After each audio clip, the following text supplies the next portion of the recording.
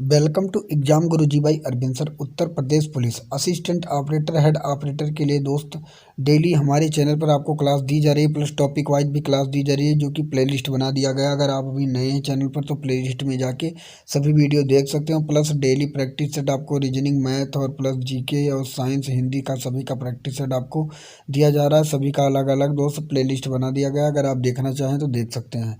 और इन सभी का PDF भी आपको हमारे टेलीग्राम चैनल पर मिल जा रहा है, जिसमें लगभग 5700 प्लस बच्चे जुड़े हुए हैं। आप जाकर वहां से भी इसका PDF भी डाउनलोड कर सकते हैं। दोस्तों, मैं वही प्रश्न चुन चुन कर लेकर आता हूं जो आपके पेपर में कहीं ना कहीं पूछे गए हैं।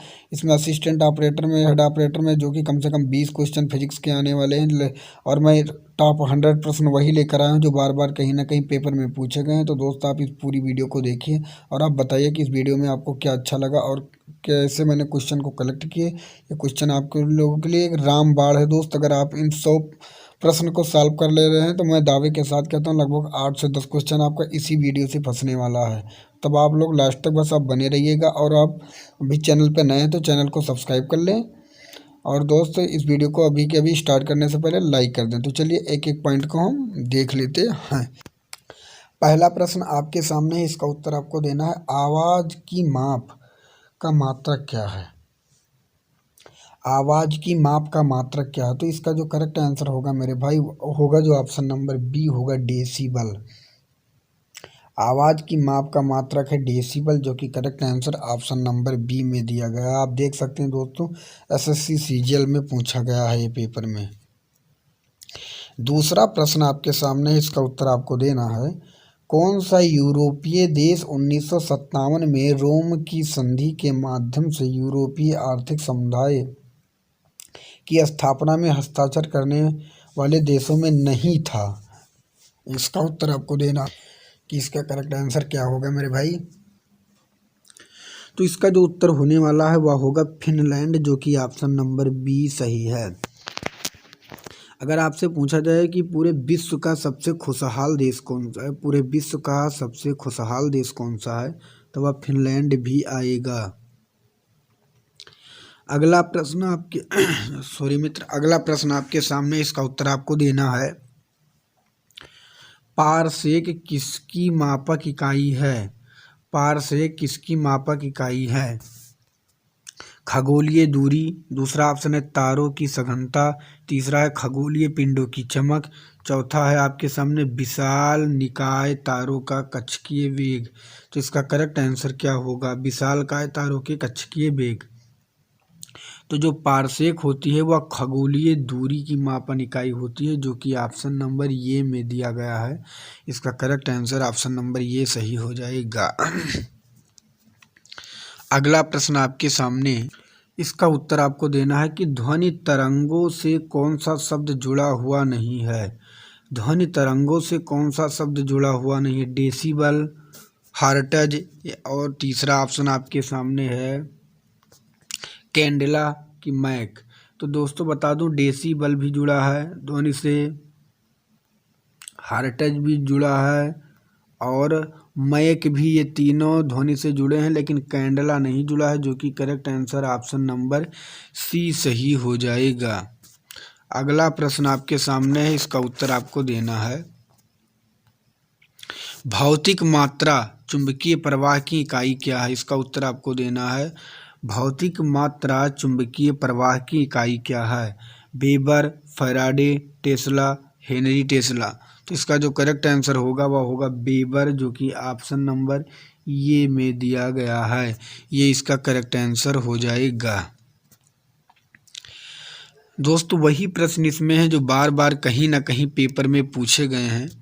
भौतिक मात्रा जर्क की इकाई क्या है? भौतिक मात्रा जर्क की इकाई क्या है? इसका उत्तर देना है मीटर प्रति सेकंड घन, या मीटर सेकंड, या मीटर प्रति सेकंड वर्ग, या मीटर प्रति सेकंड।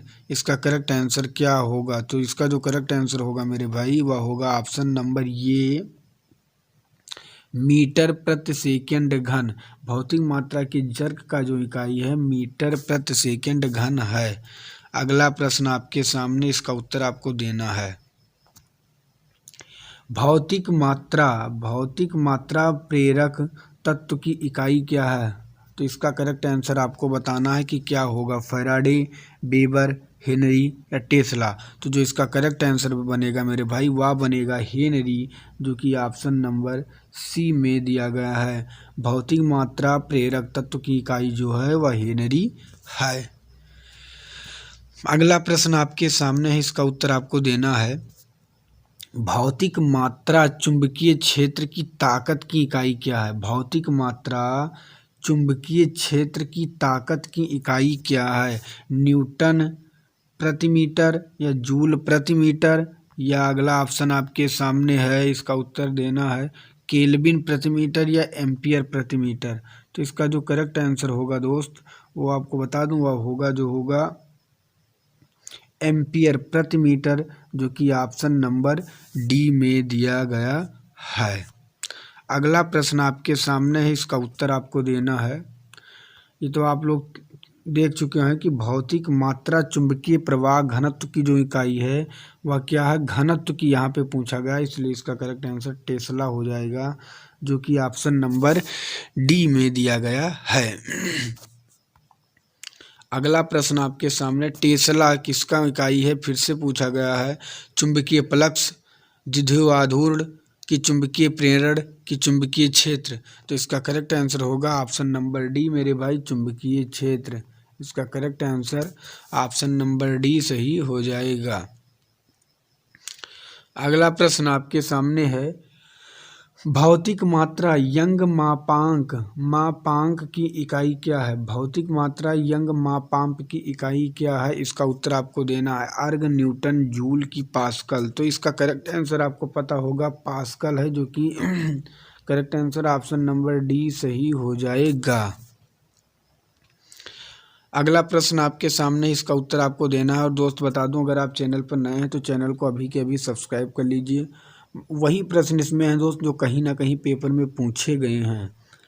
अगला प्रश्न है, भौतिक मात्रा प्रतिबल का इकाई क्या है? भौतिक मात्रा प्रतिबल का इकाई क्या है? तो इसका करेक्ट आंसर होगा ऑप्शन नंबर सी, पास्कल।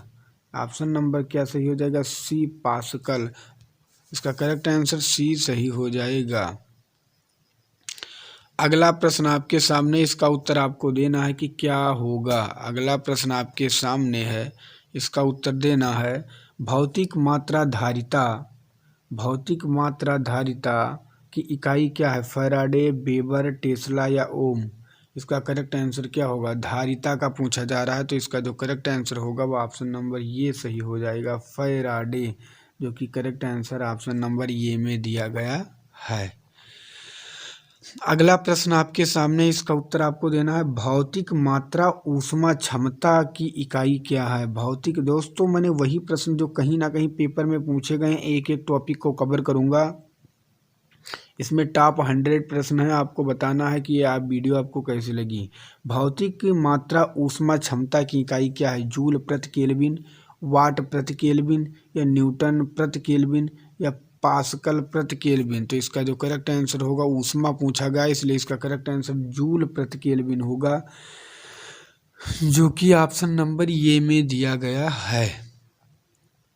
अगला प्रश्न आपके सामने, इसका उत्तर आपको देना है। प्रतिबाधा की इकाई, प्रतिबाधा की इकाई क्या हो सकती है? हेनरी, ओम, टेस्ला, हर्ट्ज। इसका करेक्ट आंसर क्या होगा? तो इसका करेक्ट आंसर प्रतिबाधा की होगी ओम, जो कि ऑप्शन नंबर बी में दिया गया है। अगला प्रश्न आपके सामने, इसका उत्तर आपको देना है। फैराडे की इकाई क्या है? फैराडे की इकाई क्या है? दोस्तों अगर आप चैनल पे नए हैं प्लीज़ चैनल को अभी के अभी सब्सक्राइब कर दें और वीडियो को लाइक कर दें। फैराडे की इकाई क्या है? प्रतिक्रिया, कैपेसिटेंस, विद्युत प्रभार या विद्युत चालकता। तो इसका जो करेक्ट आंसर होगा वह ऑप्शन नंबर बी सही हो जाएगा, कैपेसिटेंस, जो कि ऑप्शन नंबर बी में दिया गया है। अगला प्रश्न आपके सामने है, इसका उत्तर आपको देना है। भौतिक मात्रा रेडियोधर्मी गतिविधि की इकाई क्या है? बेकरल, रेडियन या केल्विन। तो इसका करेक्ट आंसर क्या होगा? जो कि ऑप्शन नंबर ये सही हो जाएगा, बेकरल। ऑप्शन नंबर ये इसका करेक्ट आंसर हो जाएगा। अगला प्रश्न आपके सामने है, इसका उत्तर आपको देना है कि क्या होगा। विद्युत प्रतिरोध की इकाई क्या है? विद्युत प्रतिरोध की इकाई क्या है? पास्कल, डाइन की, जूल की, ओम। आपको बताना है इसका उत्तर क्या होगा। तो विद्युत प्रतिरोध का जो इकाई है दोस्तों वह होता है ओम, जो कि ऑप्शन नंबर डी में दिया गया है। पास्कल जो होता है वह दाब का होता है या नहीं होगा। अगला प्रश्न आपके सामने है, इसका उत्तर आपको देना है। भौतिक मात्रा संवेग की इकाई क्या है? संवेग की इकाई क्या है? जूल सेकंड या न्यूटन सेकंड या अर्ग सेकंड या पास्कल सेकंड। तो इसका जो करेक्ट आंसर होगा वो ऑप्शन नंबर बी सही हो जाएगा, newton second. Option number B सही हो जाएगा। अगला प्रश्न आपके सामने है, इसका उत्तर आपको देना है दोस्त। इसका उत्तर आपको देना है भौतिक मात्रा रेडियोधर्मी गतिविधि की इकाई क्या है? तो इसकी रेडियोधर्मी गतिविधि की इकाई जो है दोस्तों वह क्या है? बेकरल है, जो कि ऑप्शन नंबर ये में दिया गया है। अगला प्रश्न आपके सामने है, भौतिक मात्रा विद्युत चालकता की इकाई क्या है? भौतिक मात्रा विद्युत चालकता की इकाई क्या है? ओम, लक्स, फैराडे या सीमेंस। तो इसका जो करेक्ट आंसर होगा वो ऑप्शन नंबर डी सही हो जाएगा, सीमेंस इसका करेक्ट आंसर हो जाएगा। दोस्त जितने भी प्रश्न फिजिक्स के आए हैं सभी कहीं ना कहीं पेपर में, सब एसएससी लेवल पर ऑनलाइन पेपर में पूछा गया है और इस बार भी आपका ऑनलाइन पेपर होने वाला है। अगला प्रश्न आपके सामने है, भौतिक मात्रा ज्योति की इकाई क्या है? ज्योति की इकाई क्या है आपको बताना है। What is the unit of the physical quantity illuminance. तो इसका करेक्ट आंसर क्या होगा? टेस्ला या सीमेंस या लक्स या वेबर। तो इसका करेक्ट आंसर बिल्कुल इजी है, जो कि ऑप्शन नंबर आपके सामने सी दिख रहा है, लक्स इसका करेक्ट आंसर हो जाएगा। लक्स इसका करेक्ट आंसर हो जाएगा। अगला प्रश्न आपके सामने है, इसका उत्तर आपको देना है। आपेक्षिक घनत्व की इकाई क्या है? आपेक्षिक घनत्व की इकाई क्या है? किलोग्राम वर्ग मीटर, किलोग्राम मीटर या किलोग्राम बाई घन मीटर, या इनमें से कोई नहीं होता है। तो इसका क्या आंसर होगा? तो इसका correct answer option number D सही हो जाएगा, इनमें से कोई नहीं, इनमें से कोई नहीं। क्योंकि जो होता है वह होता है किलोग्राम बाई मीटर क्यूब, ये आपेक्षिक घनत्व का होता है, जो कि करेक्ट आंसर ये होता है, जो कि इसमें किसी में नहीं दिया गया है, इसलिए इसका correct answer option number D सही हो जाएगा। अगला प्रश्न आपके सामने है, इसका उत्तर आपको देना है। 1 नैनोमीटर का तुल्य होता है, आपको बताना 1 नैनोमीटर के तुल्य कौन सा होता है? -6/10 की घात, और कि ये ऑप्शन की ये चारों में आपको बताना है। तो इसका जो करेक्ट आंसर होगा वह ऑप्शन नंबर सी सही हो जाएगा, -9/10 की घात -9, जो कि ऑप्शन नंबर सी में दिया गया है, नैनोमीटर, जो कि correct answer option number C में दिया गया है। अगला प्रश्न आपके सामने, इसका उत्तर देना है।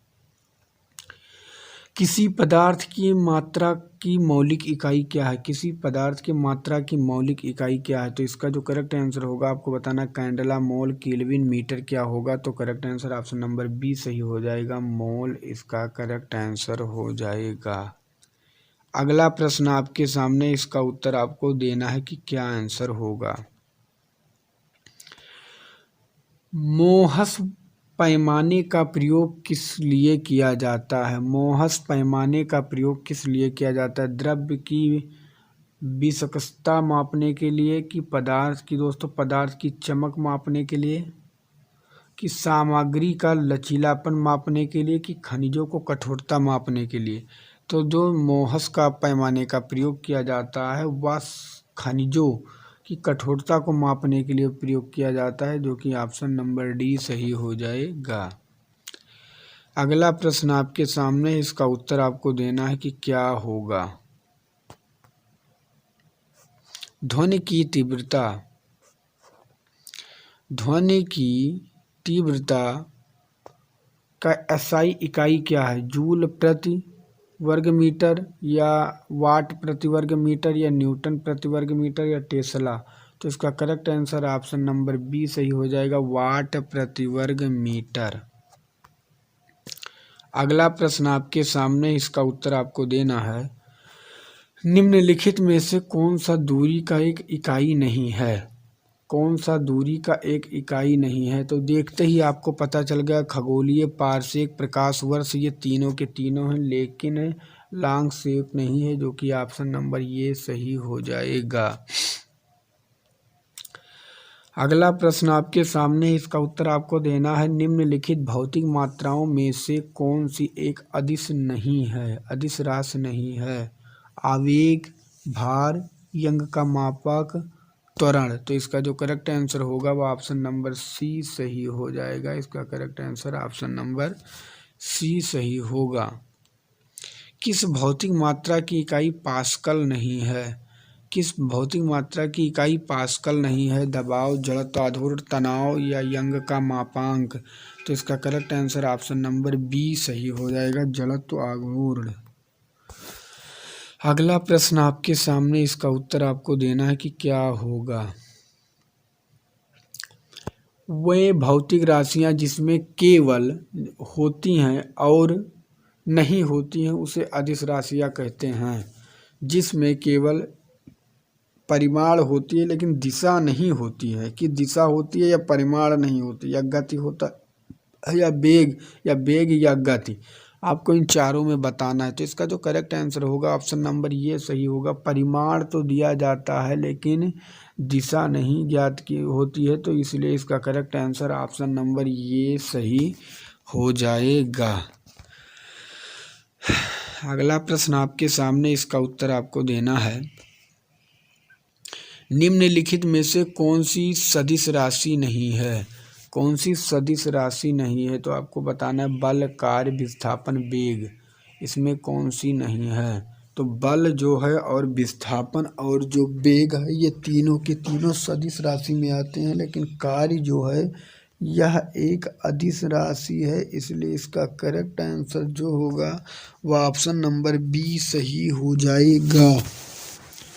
अगला प्रश्न आपके सामने है, इसका उत्तर आपको देना है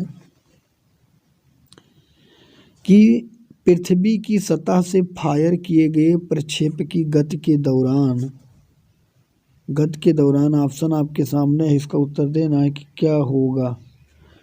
गति के दौरान उसकी संवेग स्थिर रहता है, संवेग कि उसकी गतिज ऊर्जा स्थिर रहती है, कि उसके वेग का ऊर्ध्व घटक स्थिर रहता है, कि अगला ऑप्शन आपके सामने है, उस वेग का क्षैतिज घटक स्थिर रहता है। तो इसका करेक्ट आंसर क्या होगा आपको बताना है। तो पृथ्वी के सतह से फायर किए गए प्रक्षेप की गति के दौरान उसका जो दोस्तों ऑप्शन नंबर डी सही होगा, उसके वेग के क्षैतिज घटक स्थिर रहते हैं, उसके वेग के क्षैतिज घटक स्थिर रहते हैं।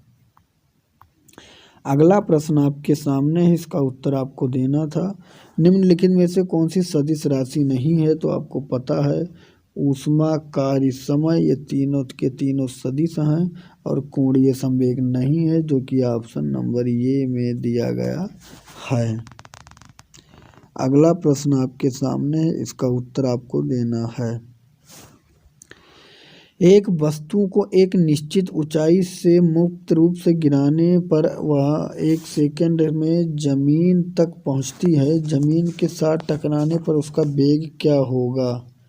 उसका वेग क्या होगा? 9.8 मीटर सेकंड, 4.9 मीटर सेकंड, या 14.7 मीटर सेकंड, या 14.9 मीटर सेकंड। इसका करेक्ट आंसर आपको बताना है। तो इसका जो करेक्ट आंसर होगा मेरे भाई वह होगा ऑप्शन नंबर ये 9.8 मीटर सेकंड, जो कि ऑप्शन नंबर ये में दिया गया है। अगला प्रश्न आपके सामने है, इसका उत्तर आपको देना है। प्रक्षेप के पथ को उसका विस्तार कहा जाता है, या ऊंचाई कहा जाता है, या प्रक्षेप पथ कहा जाता है, या उड़ान।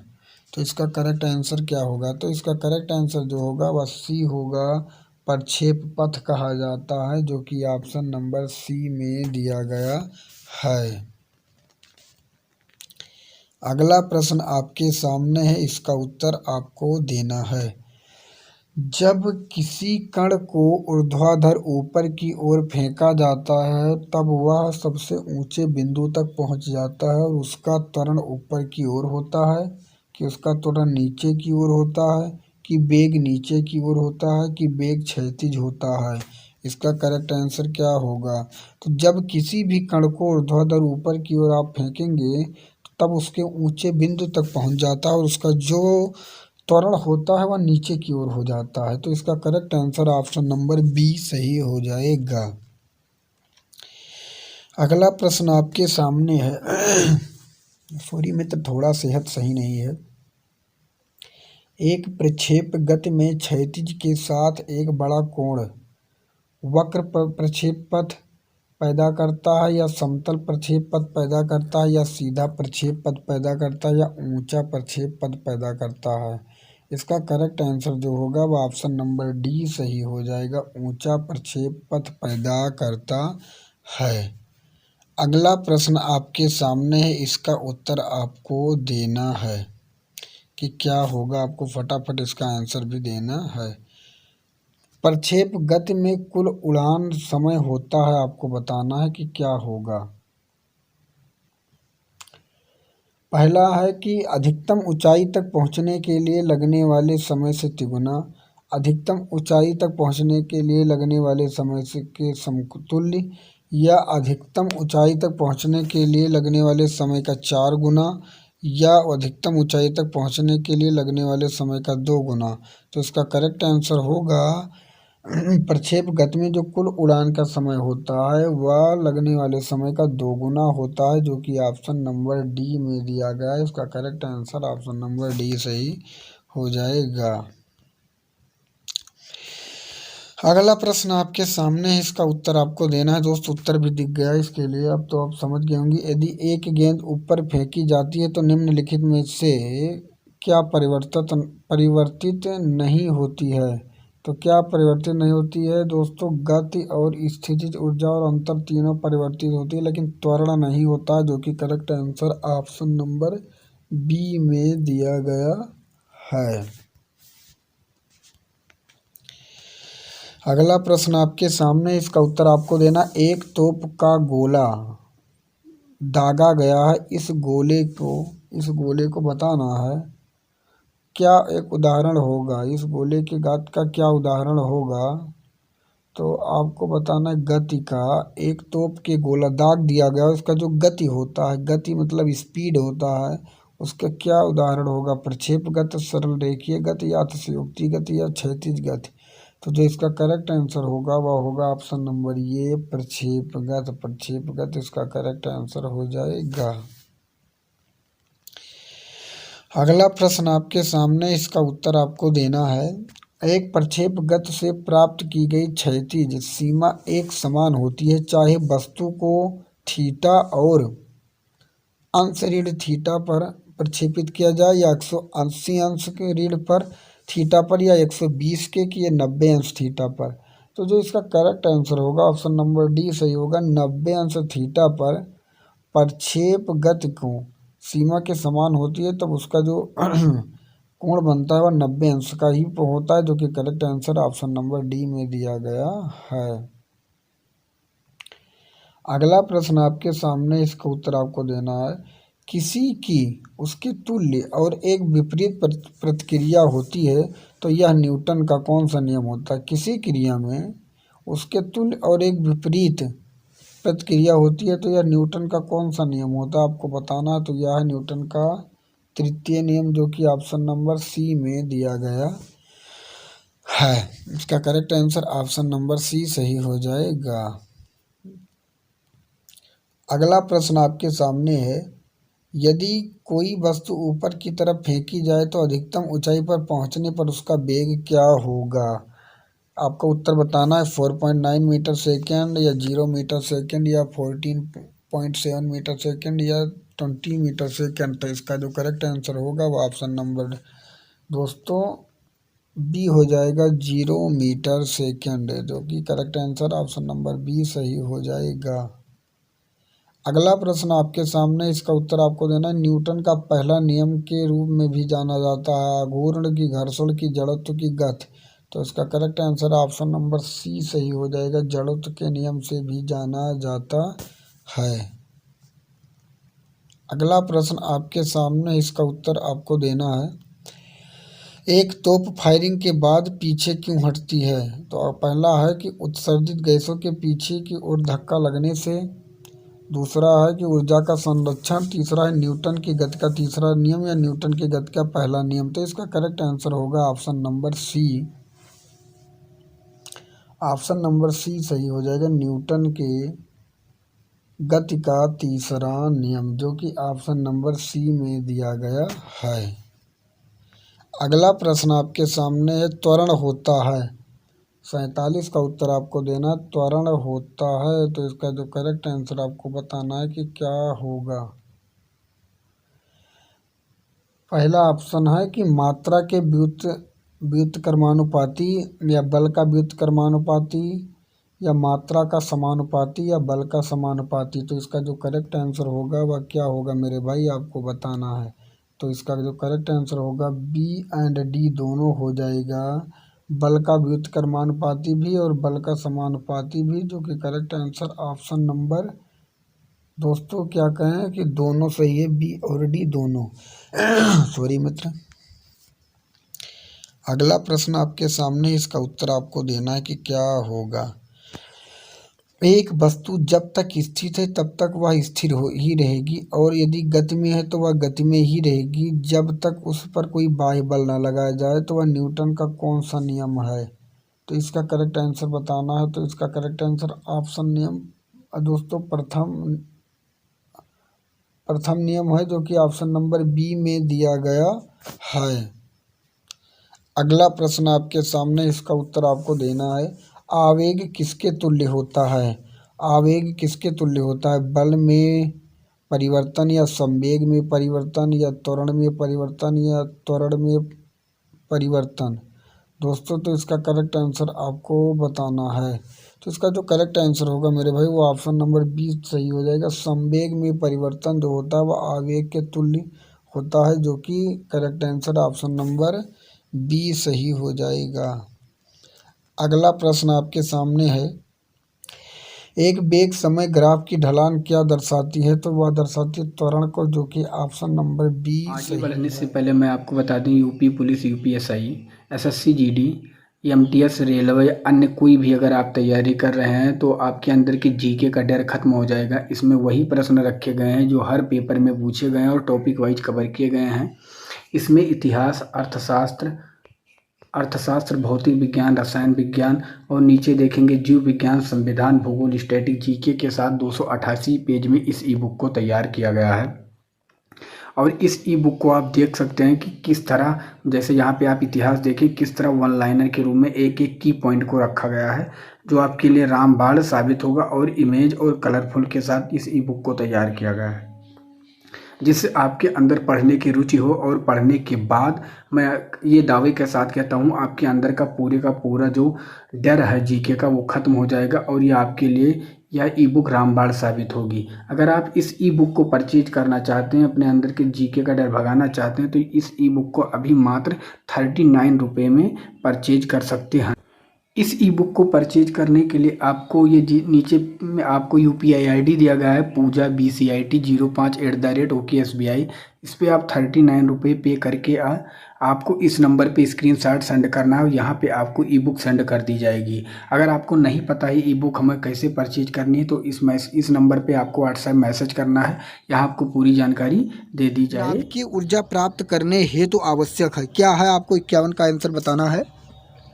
तो इसका जो करेक्ट आंसर हो जाएगा वह यूरेनियम होगा, जो कि ऑप्शन नंबर सी में दिया गया है। अगला प्रश्न आपके सामने, इसका उत्तर आपको देना है। शारीरिक कार्यों को करने के लिए किस प्रकार की ऊर्जा का उपयोग किया जाता है?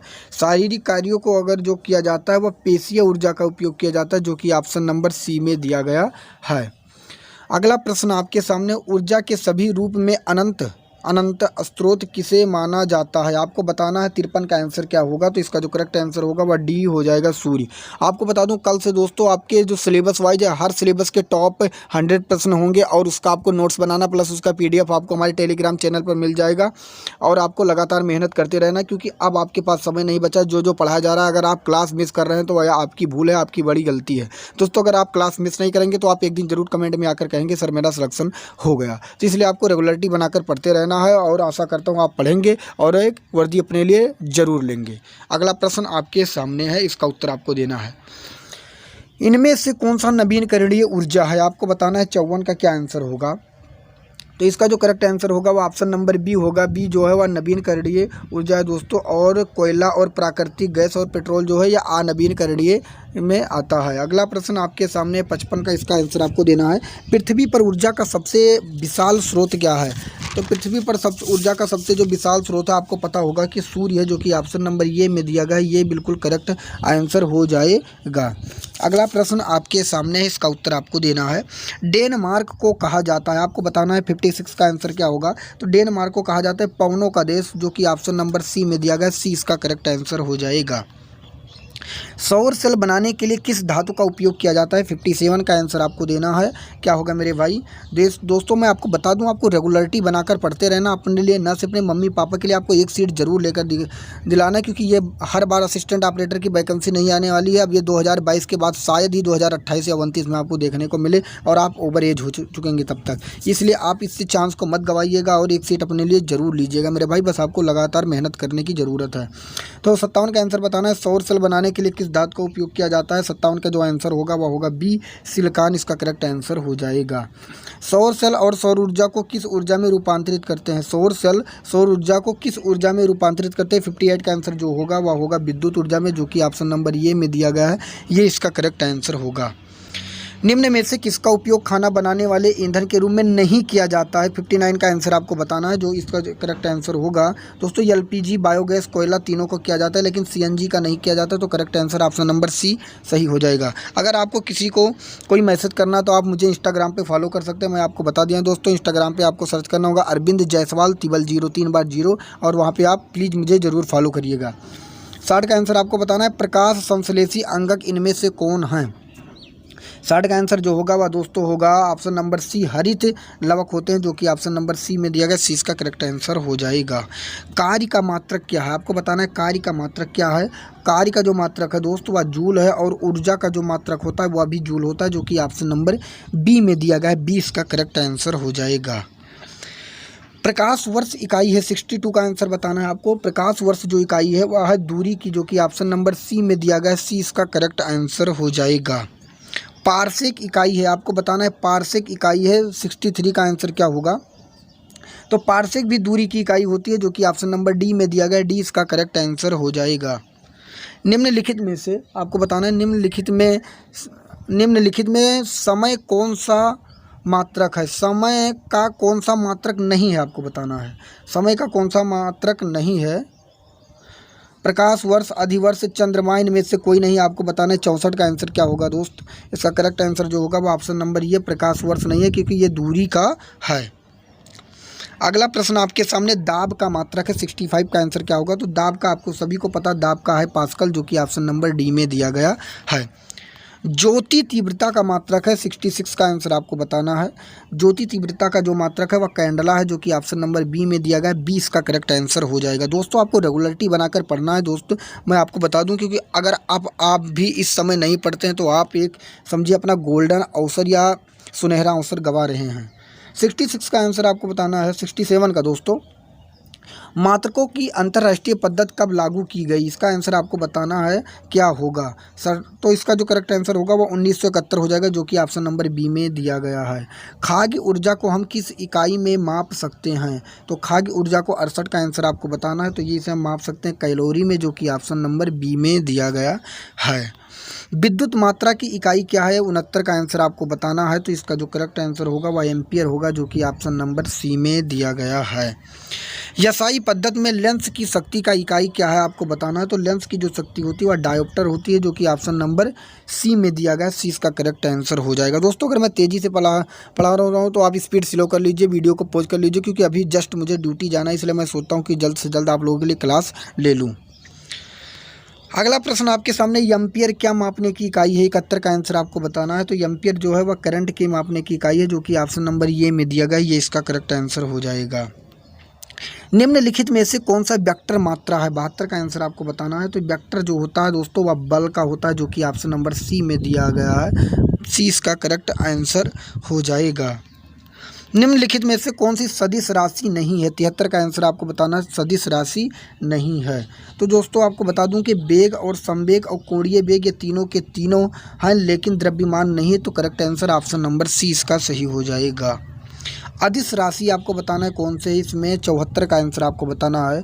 तो जो अदिश राशि जो है दोस्तों वह ऊर्जा है, जो कि ऑप्शन नंबर बी में दिया गया, बी इसका करेक्ट आंसर हो जाएगा। निम्नलिखित में से कौन सी एक सदिश राशि है आपको बताना है। 75 का आंसर, सदिश राशि कौन सी है। तो दोस्तों देखते ही आपको पता चल गया होगा कि संवेग जो है वह एक सदिश राशि है, जो कि ऑप्शन नंबर सी में दिया गया है। अगला प्रश्न आपके सामने, पदार्थ के संवेग और वेग के अनुपात से कौन सी भौतिक राशि प्राप्त की जाती है। 76 का आंसर आपको बताना है। तो इसका जो करेक्ट आंसर होगा मेरे भाई, वह द्रव्यमान प्राप्त किया जाता है, जो कि ऑप्शन नंबर बी में दिया गया है। रॉकेट किसके सिद्धांत पर कार्य करता है। दोस्तों वही प्रश्न कलेक्ट किए गए जो कहीं ना कहीं पेपर में पूछे गए, इसलिए आपको डेली प्रैक्टिस करते रहना है। अगर आप डेली प्रैक्टिस नहीं करेंगे तो आप एक अपने गोल्डन चांस या सुनहरे अवसर को गंवा रहे हैं, आप समझ लीजिएगा। 77 का आंसर जो होगा दोस्तों आपको बताना है कि क्या होने वाला है। रॉकेट किस सिद्धांत पर काम करता है। तो आपको बताना है संवेग, ऊर्जा, बर्नौली, इनमें से कोई नहीं। तो यह संवेग के सिद्धांत पर काम करता है, जो कि ऑप्शन नंबर सी में दिया गया है। गुरुत्वाकर्षण के सार्वभौमिक नियम का प्रतिपादन किसने किया। तो गुरुत्वाकर्षण देखते ही आपको पता चल गया होगा कि जो किया सबसे पहले किसने किया। 78 का इसका आंसर आपको बताना है। तो न्यूटन ने किया, जो कि ऑप्शन नंबर बी में दिया गया है, बी इसका करेक्ट आंसर हो जाएगा। पास्कल इकाई है। पास्कल 79 का आंसर आपको बताना है। तो पास्कल जो है वह दाब की है, जो कि ऑप्शन नंबर ये में दिया गया, ये इसका करेक्ट आंसर हो जाएगा। क्यूसेक से क्या मापा जाता है। तो क्यूसेक से जो मापा जाता है वह जल की बहाव मापा जाता है, जो कि ऑप्शन नंबर ये में दिया गया, ये इसका करेक्ट आंसर हो जाएगा। वह कौन सा बल है जिसके कारण पिंड धरती के केंद्र की ओर खींचा चला जाता है। 82 का आंसर आपको बताना है कि क्या होगा। तो यह होता है गुरुत्वाकर्षण, जो कि ऑप्शन नंबर सी में दिया गया, सी इसका करेक्ट आंसर हो जाएगा। पृथ्वी के गुरुत्वाकर्षण के कितना भाग चंद्रमा के गुरुत्वाकर्षण के सबसे नज़दीक है, इसका बताना है आपको। आंसर क्या होगा। तो इसका जो करेक्ट आंसर होगा 1/6, जो कि ऑप्शन नंबर सी में दिया गया, सी इसका करेक्ट आंसर हो जाएगा। अगला प्रश्न आपके सामने, आर्किमिडीज का नियम निम्नलिखित में से किससे संबंधित है। 84 का आंसर आपको देना है। तो इसका करेक्ट आंसर हो जाएगा प्लवन के नियम से, जो कि ऑप्शन नंबर सी में दिया गया है। श्यानता की इकाई क्या है आपको बताना है। इसका करेक्ट आंसर क्या होगा। 85 का आंसर, 85 का तो इसका जो करेक्ट आंसर होगा वो पॉइज होगा, जो कि ऑप्शन नंबर ये में दिया गया है। दूध से क्रीम निकालने के लिए कौन सा बल का प्रयोग किया जाता है। तो इसका करेक्ट आंसर आपको चारों में बताना है कि कौन सा होगा। तो 86 का जो करेक्ट आंसर होगा वो अपकेंद्रीय बल होगा, जो कि ऑप्शन नंबर सी में दिया गया है। ध्यान से देखना, अपकेंद्रीय गलती से मत करना, अपकेंद्रीय इसका करेक्ट आंसर हो जाएगा। चाबी भरी घड़ी में कौन सी ऊर्जा होती है। 87 का आंसर आपको बताना है कि क्या होगा। तो इसका करेक्ट आंसर आपको 87 का जो होगा वह होगा स्थितिज ऊर्जा, जो कि ऑप्शन नंबर ये में दिया गया है। सूर्य की ऊर्जा उत्पन्न होती है आपको बताना है। इसका करेक्ट आंसर 88 का क्या होगा। तो जो सूर्य की ऊर्जा उत्पन्न होती है वह नाभिकीय संलयन द्वारा होती है, जो कि ऑप्शन नंबर डी में दिया गया है। वायुमंडल में बादलों को तैरने का क्या कारण है। 89 का आंसर आपको बताना है। तो यह है घनत्व का कारण, जो कि ऑप्शन नंबर बी में दिया गया है। वस्तु की मात्रा बदलने पर क्या परिवर्तित रहेगा। 90 का आंसर आपको बताना है। तो यह घनत्व जो है वह परिवर्तित रहेगा, जो कि ऑप्शन नंबर बी में दिया गया है। जल में तैरना न्यूटन की गति के किस नियम का कारण संभव है। 91 का आंसर आपको बताना है। तो वह है तृतीय नियम के कारण, जो कि ऑप्शन नंबर सी में दिया गया है। अगला प्रश्न आपके सामने, निम्नलिखित में से कौन सी राशि सदिश नहीं है? 92 का आंसर आपको बताना है। तो यह है आयतन जो है वह सदिश नहीं है, यह एक अदिश राशि है जो कि ऑप्शन नंबर बी में दिया गया है। यंगस्ट्रम क्या मापता है? 93 का आंसर आपको बताना है। तो यंगस्ट्रम जो मापता है वह तरंग दैर्ध्य मापता है जो कि ऑप्शन नंबर ये में दिया गया है। किस वैज्ञानिक ने सर्वप्रथम बर्फ के 2 टुकड़े को आपस में घिसकर पिघला दिया था? 94 का आंसर आपको बताना है कि क्या होगा। तो इसका करेक्ट आंसर होगा डेवी जो कि ऑप्शन नंबर सी में दिया गया है। ऊष्मा एक प्रकार की ऊर्जा है जिससे कार्य में बदला जा सकता है। इसका प्रत्यक्ष प्रमाण सबसे पहले किसने दिया? 95 का आंसर आपको बताना है। तो इसका करेक्ट आंसर होगा रामफोर्ड ने दिया जो कि ऑप्शन नंबर डी में दिया गया है। लोहे की सुई पानी की सतह पर तैरती है, इस परिघटना का कारण क्या है? 96 का आंसर आपको बताना है। तो यह है पृष्ठ तनाव जो कि ऑप्शन नंबर सी में दिया गया है। अगला प्रश्न आपके सामने, निम्नलिखित में से किस द्रव का घनत्व सबसे कम है? 97 का आंसर आपको बताना है। तो इसका जो करेक्ट आंसर हो जाएगा मेरे भाई वह हो जाएगा पेट्रोल जो कि ऑप्शन नंबर बी में दिया गया है। एक हॉर्स पावर में कितने वाट, 1 हॉर्स पावर कितने वाट के बराबर होता है? 98 का आंसर आपको बताना है। तो इसका जो करेक्ट आंसर होगा वह 746 वाट जो कि ऑप्शन नंबर डी में दिया गया है। डी इसका करेक्ट आंसर हो जाएगा। बर्नौली प्रमेय आधारित है, 99 का आंसर आपको देना है। जो बर्नौली प्रमेय है दोस्त वह जो है वह ऊर्जा संरक्षण पर आधारित है जो कि ऑप्शन नंबर ये में दिया गया है। 100 का आपको आंसर बताना है कि इसका आंसर क्या होने वाला है मेरे भाई। तो आपको पता है कि बर्फ़ पर दाब बढ़ाने पर उसका क्या प्रभाव पड़ेगा। तो दोस्तों पता है कि अगर बर्फ़ पर दाब बढ़ाया जाता है तो उसका जो वो क्या होगा, वह दाब गलनांक जो होगा उसका वह बढ़ जाएगा जो कि ऑप्शन नंबर बी में दिया गया है। 101 का आंसर बताना है, किसी मनुष्य के शरीर का सामान्य तापक्रम कितना होता है? 101 का आंसर आपको बताना है कि क्या होगा। तो वह होता है दोस्तों 98 डिग्री जो कि ऑप्शन नंबर सी में दिया गया है। 102 का आंसर बताना है, ऊष्मा का सबसे अच्छा चालक कौन सा है? 102 का आंसर जो होगा वह होगा चांदी दोस्तों, चांदी इसका करेक्ट आंसर हो जाएगा जो कि ऑप्शन नंबर ये में दिया गया है। निम्नलिखित में से किसकी ऊष्मा धारिता अधिक है? 103 का आंसर बताना है। तो सबसे अधिक जो है वह है जल की जो कि ऑप्शन नंबर बी में दिया गया है। निम्नलिखित में से किसके द्वारा अधिक ज्वालक पैदा होता है? अधिक ज्वालक पैदा होता है 104 का जो आंसर होगा वह होगा दोस्तों भाप के द्वारा जो कि ऑप्शन नंबर ये में दिया गया है। निम्नलिखित में से किसमें सर्वोच्च विशिष्ट ऊष्मा का मान है? 105 का जो आंसर होगा वह होगा जल में जो कि ऑप्शन नंबर सी में दिया गया है। ऊष्मा का सबसे अच्छा चालक कौन सा? 106 का आंसर आपको बताना है। तो ऊष्मा का जो सबसे अच्छा चालक है वह चांदी है जो कि ऑप्शन नंबर ये में दिया गया है। आणविक संगठन के द्वारा ऊष्मा का संप्रेषण क्या कहलाता है? 107 का जो आंसर होगा वह संवहन कहलाता है जो कि ऑप्शन नंबर ये में दिया गया, ये इसका करेक्ट आंसर हो जाएगा। निम्नलिखित द्रवों में कौन सा ऊष्मा का बहुत अच्छा चालक है? 108 का आंसर बताना है। तो जो सबसे अच्छा चालक है वह होता है पारा जो कि ऑप्शन नंबर सी में दिया गया है। ठोस से द्रव में पदार्थ की अवस्था परिवर्तन को क्या कहते हैं? 109 का जो आंसर होगा वह गलन कहते हैं जो कि ऑप्शन नंबर बी में दिया गया है। ठोस कपूर से कपूर वाष्प बनाने की प्रक्रिया को क्या कहते हैं? 110 का आंसर बताना है। तो वह कहते हैं ऊर्ध्वापातन जो कि ऑप्शन नंबर ये में दिया गया है। अगला प्रश्न आपके सामने है दोस्तों, आपको इसकी मेहनत अगर इसमें दिख रही तो प्लीज़ चैनल को सब्सक्राइब कर लीजिएगा। अगर आप चैनल पर नए तो प्लीज़ और कमेंट में अपना फीडबैक जरूर दीजिएगा कि ये क्लास आपको कैसी लगी। अगर आप डेली इसी तरह क्लास पाना चाहते हैं तो प्लीज़ इस वीडियो को शेयर अपने मित्र तक जरूर कर दीजिएगा, जिसमें 1500 व्यू और केवल 500 का लाइक आते हैं इस वीडियो में। तो ज़रूर है कि इसी तरह आपके लिए डेली वीडियो आता रहेगा। तो इसका करेक्ट आंसर दोस्तों आपको बताना है, किसी द्रव को उसके क्वथनांक से पूर्व उसके वाष्प में बदलने की प्रक्रिया को क्या कहते हैं? तो इसका जो करेक्ट आंसर होगा वह वाष्पीकरण कहते हैं जो कि ऑप्शन नंबर सी में दिया गया है। ऊष्मागतिकी के प्रथम नियम से संरक्षित होता है। 112 का जो आंसर होगा वह ऊर्जा होता है जो कि ऑप्शन नंबर बी में दिया गया है। यदि किसी स्थान के तापमान में सहसा वृद्धि होती है तो आपेक्षिक आर्द्रता क्या होती है? तो बताइए क्या होती है। 113 का जो आंसर होगा वह घटती है, जो कि ऑप्शन नंबर बी में दिया गया है। ध्वनि तरंगों की प्रकृति कैसी होती है। 114 का आंसर आपको बताना है, तो यह होगा अनुदैर्ध्य होती है, जो कि ऑप्शन नंबर ये में दिया गया है। ध्वनि की चाल अधिकतम कितनी होती है। 115 का आंसर बताना है, तो यह होता है इस्पात में सबसे ज़्यादा चाल होती है, जो कि ऑप्शन नंबर डी में दिया गया है।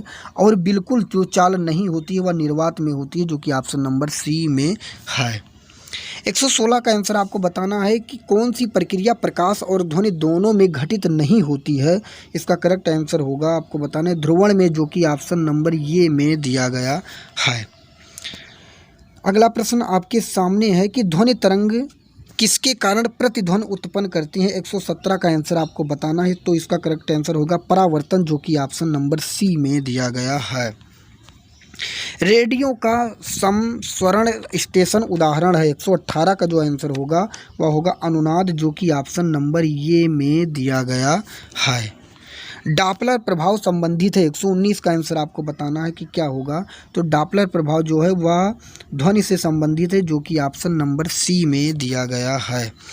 कौन सी तरंगें शून्य में संचरण नहीं कर सकती हैं।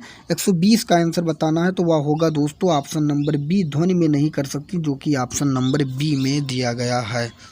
121 का आंसर आपको बताना है कि ध्वनि नहीं गुजर सकती है, तो इसका जो करेक्ट आंसर होगा वह निर्वात से नहीं गुजर सकती, जो कि ऑप्शन नंबर बी में दिया गया है। अगला प्रश्न आपके सामने है, सबसे अधिक तीव्रता की ध्वनि जो उत्पन्न करता है वह कौन करता है। तो इसका जो करेक्ट आंसर हो जाएगा वह बाघ, जो कि ऑप्शन नंबर ये में दिया गया है। ध्वनि का वेग अधिकतम होता है, तो दो ध्वनि का वेग सबसे ज़्यादा होता है वह कहाँ पे होता है आपको बताना इन चारों में कि किस में ज़्यादा होता है। तो वह लोहा में होता है, जो कि ऑप्शन नंबर ये में दिया गया है। जब ध्वनि तरंग चलती है तो वो अपने साथ क्या लेकर चलती है। 124 का आंसर बताना है, तो इसका जो करेक्ट आंसर हो जाएगा वह ऊर्जा लेकर चलती है, जो कि ऑप्शन नंबर सी में दिया गया है। जब प्रकाश के लाल, हरा व नीला रंगों के समान अनुपात में मिलाया जाता है तो परिणामी रंग क्या होता है। 125 का जो करेक्ट आंसर आपको बताना ये होगा सफ़ेद, जो कि ऑप्शन नंबर सी में दिया गया है। कैमरे में किस प्रकार के लेंस उपयोग किए जाते हैं आपको बताना है। 126 का आंसर, तो यह हो जाएगा उत्तल लेंस, जो कि ऑप्शन नंबर ये में दिया गया है। नेत्रदान में दाता की आँख के किस हिस्से को प्रतिरूपित किया जाता है। 127 का आंसर आपको बताना है, तो यह होगा कर्निया, जो कि ऑप्शन नंबर बी में दिया गया है। मनुष्य की आँख में प्रकाश तरंगे किस स्थान पर स्नायु उद्योगों में परिवर्तित होती हैं आपको बताना। 128 का आंसर क्या होगा कि क्या होगा। तो इसका जो करेक्ट आंसर होगा ऑप्शन नंबर बी में दिया गया है, रेटिना से। अगला प्रश्न, मायोपिया से क्या तात्पर्य है। 129 का जो करेक्ट आंसर होगा वह निकट दृष्टि दोष होगा, जो कि ऑप्शन नंबर ये में दिया गया है। दूरबीन का आविष्कार किया था आपको बताना है। 130 का आंसर क्या होगा। तो दूरबीन का आविष्कार गैलीलियो ने किया था, जो कि correct answer option number C सही हो जाएगा।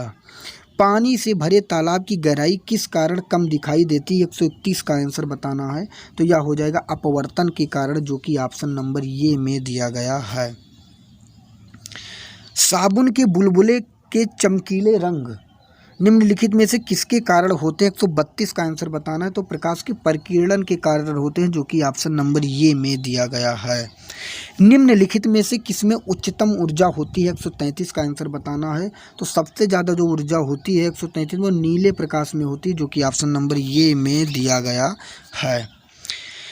निम्नलिखित प्रक्रमों में से किस एक के साथ पद CMY के संबंधित है आपको बताना है। 134 का आंसर होगा, जो होगा ऑफसेट प्रिंटिंग होगा, जो कि ऑप्शन नंबर ये में दिया गया है। जल में वायु का बुलबुला किसके भांति व्यवहार करेगा। 135 का जो आंसर होगा वह अवतल लेंस की भांति दोस्तों, जो कि ऑप्शन नंबर सी में दिया गया है। प्रकाश की गति किसके बीच से जाते हुए न्यूनतम होती है। 136 का आंसर आपको बताना है, तो इन चारों में सबसे कम होती है कांच से, जो कि ऑप्शन नंबर सी में दिया गया है। किसी तारे के रंग से तारे का क्या पता चलता है।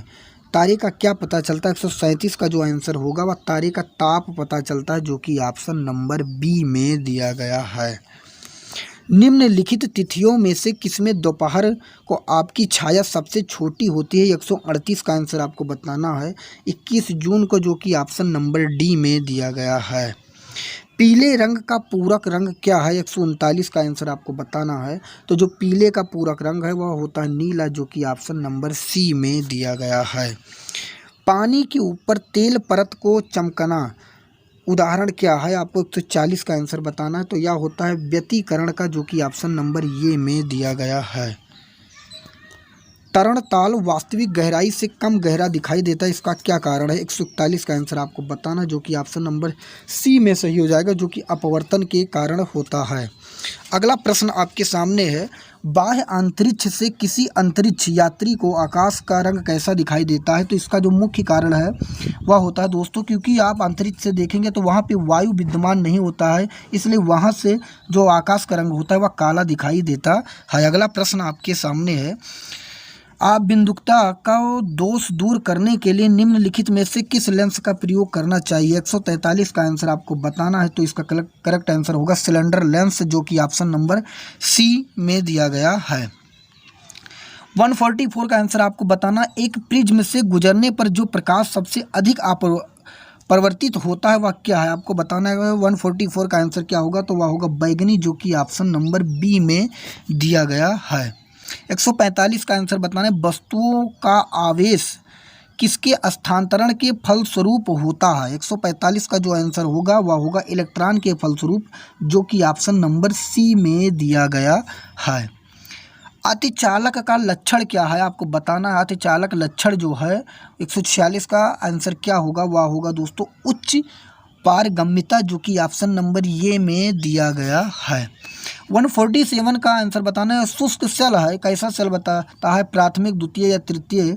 तो इसका जो करेक्ट आंसर होगा वह प्राथमिक होता है, जो कि ऑप्शन नंबर ये में दिया गया है। त्वरित चालक के आविष्कार किसने किया था? 148 का आंसर जो बताना है, तो इसका जो करेक्ट आंसर होगा वह बेंजामिन फ्रैंकलिन होगा, जो कि ऑप्शन नंबर बी में दिया गया है। विद्युत उत्पन्न करने के लिए कौन सी धातु का उपयोग होता है? 149 का आंसर आपको बताना कि क्या होगा? तो यह होगा यूरेनियम, जो कि ऑप्शन नंबर बी में दिया गया है। दोस्तों ये है आज का लास्ट प्रश्न, और आपको कमेंट करके अपना फीडबैक जरूर देना है कि आपको बताना है क्लास आपको कैसी लगी। अगर आप लोग डेली प्यार देंगे तो 100 प्रश्न आपके डेली साइंस के प्रैक्टिस करवाए जाएंगे। तो इसका आंसर आपको बता देना है कि क्या होगा। विद्युत ऊर्जा को यांत्रिक ऊर्जा में बदलने की युक्ति क्या है? इसका उत्तर आपको कमेंट बॉक्स में देना है। तो मिलेंगे एक दूसरे नेक्स्ट वीडियो में, तब तक के लिए जय हिंद जय भारत। अब जी के विषय का डर हुआ पूरी तरह खत्म। जी हाँ, आप सभी के लिए 5000 प्लस क्वेश्चंस की ई बुक लॉन्च की जा चुकी है। इस ई बुक में आपको history, geography, economic, constitution, science के अंतर्गत फिजिक्स, केमिस्ट्री, बायोलॉजी और स्टैटिक जीके के 5000 प्लस क्वेश्चंस के साथ एक्स्ट्रा पॉइंट्स मिलेंगे। यह ई बुक आपको इमेज एंड कलरफुल मिलेगी ताकि आपको पढ़ने में मजा आए। इस ई बुक को आप मात्र 39 रुपये में परचेज कर सकते हैं, जिस पे 60% का डिस्काउंट चल रहा है। अगर आप अभी परचेज करेंगे तो आप मात्र 39 रुपये में खरीद सकते हैं। इसको खरीदने के लिए UPI ID पूजा BCI T05@OKSBI पर आपको मात्र 39 रुपये पे करना है, या फिर अन्य डिटेल्स आप व्हाट्सएप नंबर 8948667652 पे आप प्राप्त कर सकते हैं। यहाँ से भी आप परचेज कर सकते हैं। यह ई बुक आपको सभी एग्जाम्स में बहुत ज़्यादा हेल्प करेगी और आपको सिलेक्शन दिलाने में बहुत ज़्यादा मदद करेगी। बहुत बहुत धन्यवाद।